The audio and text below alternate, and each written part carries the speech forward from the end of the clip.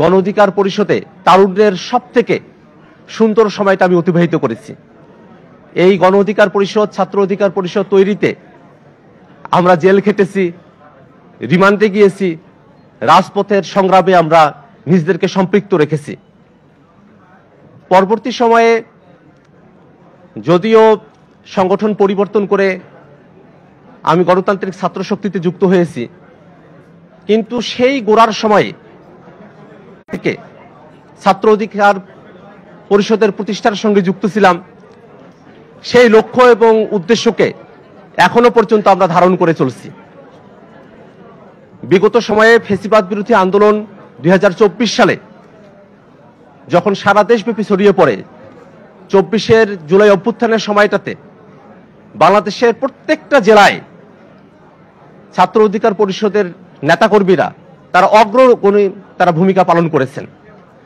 আমি গণ অধিকার পরিষদের তৃণমূলে এমন অনেক নেতাকর্মীকে দেখি যাদের জন্য আমার মন থেকে শ্রদ্ধা আসে। আমি তাদেরকে আমার সহযোদ্ধা হিসেবে এখনো ভেবে যাই এবং আমি ভাবি যে এই বাংলাদেশকে রক্ষা করতে হলে বাংলাদেশ পয়েন্টে এই বাংলাদেশ এই সময়টাতে একটা ক্রান্তিকালীন সময় অতিক্রম করছে।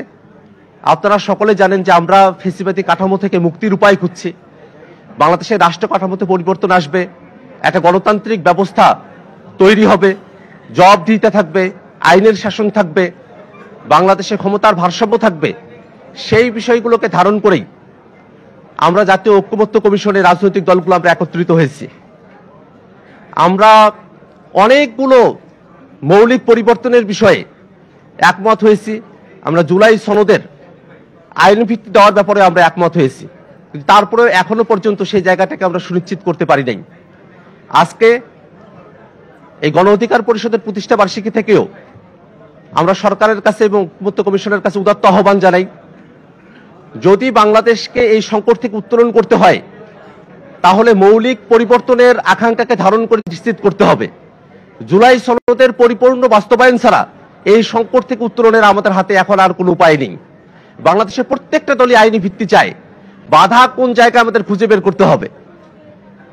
যদি কারো দলীয় স্বার্থের কারণে জুলাই সনদের আইনি ভিত্তি দেওয়ার জায়গায় কোনো বাধা তৈরি হয়, সেই দলের সঙ্গে কথা বলে তাদের দলীয় স্বার্থের জায়গা থেকে তাদেরকে বিরত থাকার আহ্বান জানাতে হবে।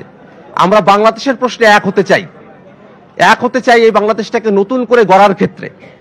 একই সাথে একটা বিষয় আমাদের দৃষ্টিগোচর হয়েছে, সামনে একটা নির্বাচন অনুষ্ঠিত হবে। সেই নির্বাচনে কোনোভাবেই যেন পতিত ফ্যাসিবাদীদের কেউ অংশগ্রহণ করতে না পারে, সেটা আমাদেরকে নিশ্চিত করতে হবে।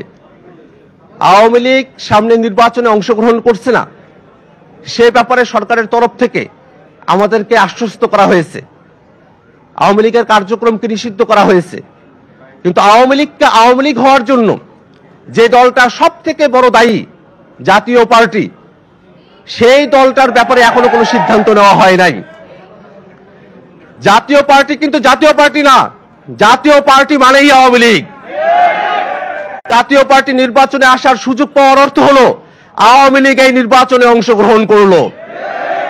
আমার গণ অধিকার পরিষদের ভাইরা, জাতীয় পার্টির বিরুদ্ধে আন্দোলন করতে গিয়ে আপনারা মার খেয়েছেন, নুরুল হক নূর ভাইকে রক্ত ঝরাতে হয়েছে।